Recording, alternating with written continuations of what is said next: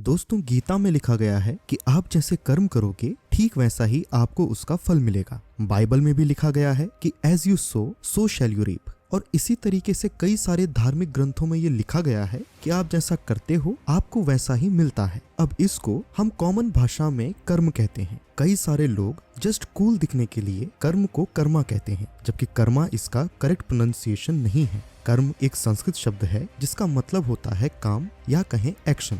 अब देखिए दोस्तों, कई सारे लोग कर्म को गलत तरीके से समझते हैं। यानी कि लोग कहते हैं कि कर्म का मतलब होता है कोई फिजिकल एक्टिविटी। लोगों का मानना है कि अगर वो कोई काम करते हैं तो उसका फल उनको मिल जाता है। लेकिन ये इतना सिंपल टॉपिक नहीं है दोस्तों, ये काफी ज्यादा कॉम्प्लिकेटेड है। लेकिन आप चिंता ना करें, मैं आपको इसे आसान से आसान शब्दों में समझाने की कोशिश करूंगा। तो आइए जानते हैं कर्म के बारे में। देखिए, जैसा कि मैंने अभी आपको बताया कि कर्म का मतलब होता है एक्शन, और इस एक्शन के परिणाम स्वरूप जो हमारे साथ होता है उसे कर्म चक्र कहा जाता है। अगर हम किसी भी तरीके का कोई काम करते हैं तो हमें जो उसका परिणाम मिलता है वो जरूरी नहीं है कि हमेशा डिजायर्ड हो।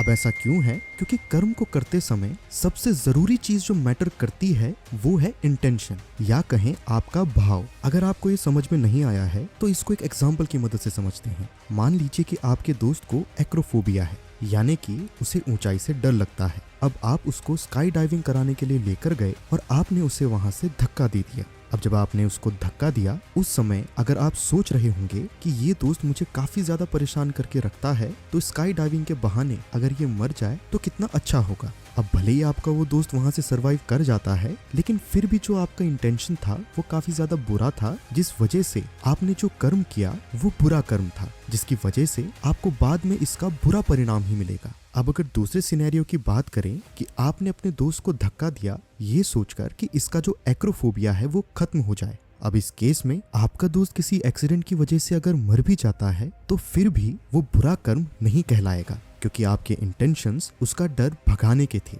ना कि उसको मारने के। अब ये सुनने के बाद आप अपने दोस्त को किसी ऊंचाई से फेंक मत देना। ये जस्ट एन एग्जाम्पल है, तो ऐसा सच में ना कर दें। अब जो ये फ्रेज है कि तुम जैसा कर्म करोगे तुम्हें वैसा ही फल मिलेगा, इसे लॉ ऑफ कर्म कहते हैं। और ये कहना बिल्कुल भी गलत नहीं होगा कि इसी लॉ से इंस्पायर्ड है न्यूटन का थर्ड लॉ ऑफ मोशन, जो कि कहता है कि every action has equal and opposite reaction. यानी कि आपके द्वारा किए गए किसी भी एक्शन का बराबर और विपरीत रिएक्शन होता है। और इस वीडियो में हम इसी साइंटिफिक फिनोमिनन की मदद से लॉ ऑफ कर्म को साइंटिफिकली समझने की कोशिश करेंगे।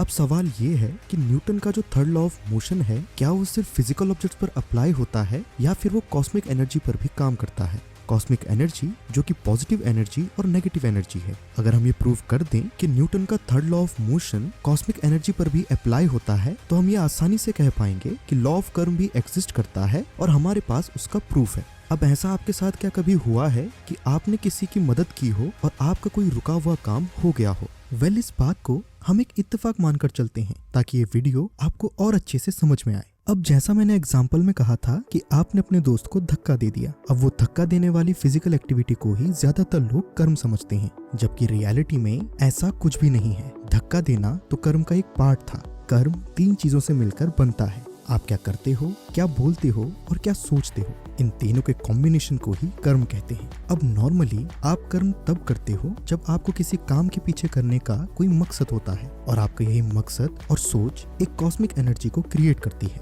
और यही चीज डिसाइड करती है कि आपके आसपास की एनर्जी कैसी होगी। अगर आपने पॉजिटिव सोचा है तो आपके आसपास की एनर्जी भी पॉजिटिव होगी, और अगर आपने नेगेटिव सोचा है तो आपके आसपास की एनर्जी भी नेगेटिव होगी। आपका कर्म आपके अंदर की वाइब्रेशंस को ग्रो करता है, और जो भी हमारी सोच या इंटेंशंस होती हैं वो सभी इन्हीं वाइब्रेशंस के द्वारा कंट्रोल की जाती है। ये सारी की सारी कॉस्मिक एनर्जी इंफॉर्मेशन के रूप में आकाशीय रिकॉर्ड नामक एक लेयर में जाकर स्टोर हो जाती है।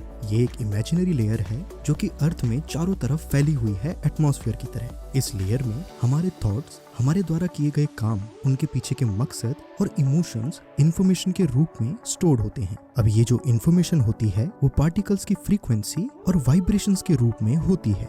अब जैसा कि मैंने कहा कि ये एक इमेजिनरी लेयर है, तो कई सारे साइंटिस्ट इस साइकोलॉजिकल फिनोमिनन को प्रूव करने की कोशिश कर रहे हैं, लेकिन अभी तक साइंस भी इसे प्रूव नहीं कर पाई है। और इसी बात को सच प्रूव करने के लिए कई सारे लोगों के ऊपर एक्सपेरिमेंट्स किए गए हैं। इन एक्सपेरिमेंट्स में कुछ लोगों को उनके बिना जानकारी के मॉनिटर किया गया और आकाशीय रिकॉर्ड्स की तरह ही उनके थॉट्स, उनके एक्शंस के पीछे के इंटेंशंस और उनके इमोशंस की इंफॉर्मेशन को रिकॉर्ड किया जाने लगा। यानी कि फिजिकल फॉर्म में ये सब कुछ रिकॉर्ड किया जाने लगा कि वो कब दुखी हैं, कब खुश हैं, कब क्या काम कर रहे हैं और उनके काम के पीछे के इंटेंशंस क्या हैं। अब क्योंकि इस एक्सपेरिमेंट में कई सारे मनोवैज्ञानिक शामिल थे, तो उनके एक्शंस के पीछे के इंटेंशंस को पता करना कोई बड़ी बात नहीं थी। अब साल 2012 में इस एक्सपेरिमेंट का कंक्लूजन निकाला गया, जिसमें कि ये कंक्लूड किया गया कि जिन भी लोगों ने अपनी जिंदगी में सिर्फ अच्छे ही कर्म किए, उनमें से 80% लोग सक्सेसफुल थे और बाकी के 20% लोग खुशी के साथ एक सेटिस्फैक्टरी लाइफ गुजार रहे थे।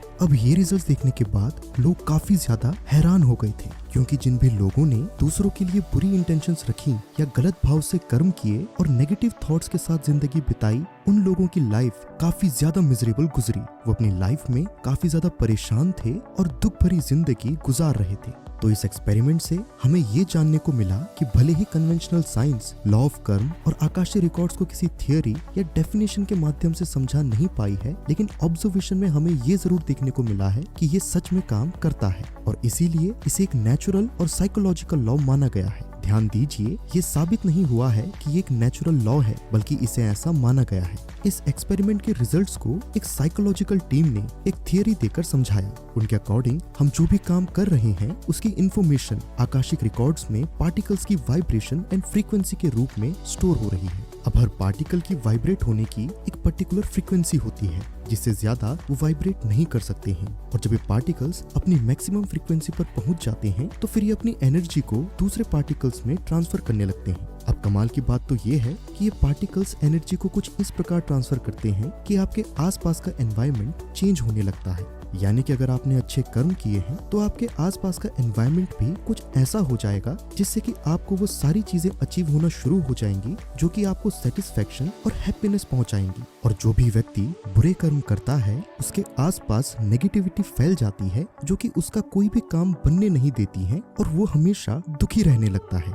वैसे इस थियरी को कई सारे साइंटिस्ट ने मानने से इनकार कर दिया था, लेकिन कई सारे ऐसे भी लोग थे जो कि इस थियरी के फेवर में थे। मुझे भी इस थियरी में काफी हद तक सेंस तो लग रही है। आपको क्या लगता है? अपने थॉट्स मुझे कमेंट सेक्शन में बताना। तो आशा करता हूँ कि आपको ये वीडियो समझ आ गई होगी। मैं मिलता हूँ आपसे नेक्स्ट वीडियो में फिर किसी इंटरेस्टिंग टॉपिक के साथ। ये वीडियो पूरा देखने के लिए धन्यवाद।